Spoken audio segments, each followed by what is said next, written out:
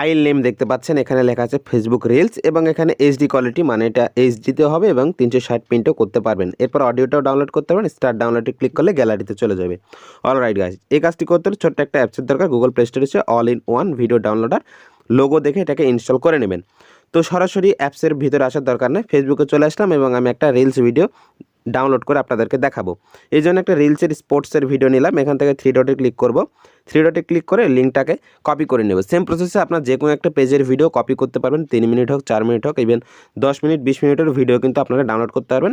Just একই প্রসেসে লিঙ্কটাকে copy করে নেবেন। লিঙ্কটাকে কপি করার পর এখন ওই অ্যাপসের ভিতরে ঢুকে যাবেন।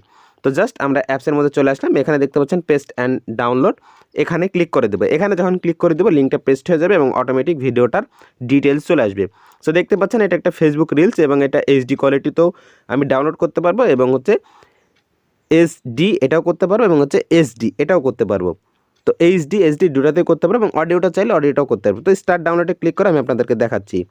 তো অলরাইট, আমার ডাউনলোডটা হয়ে গেছে। এখন যদি আমি গ্যালারিটা ওপেন করি দেখতে পাচ্ছেন অল ফটোস, এখানে কিন্তু সেই পোস্টের ভিডিওটা চলে এসেছে এবং আপনারা কিন্তু সেখানে দেখেছেন মাত্র 13 সেকেন্ডের ভিডিও।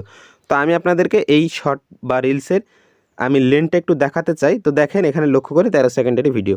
তো অলরাইট গাইস, এই ভিডিওটা দেখে যদি আপনাদের অবশ্যই উপকার আসে, অবশ্যই চ্যানেলটা সাবস্ক্রাইব করে দেবেন। আর যারা পেজ থেকে দেখছেন পেজটাকে অবশ্যই ফলো করে দেবেন। ধন্যবাদ।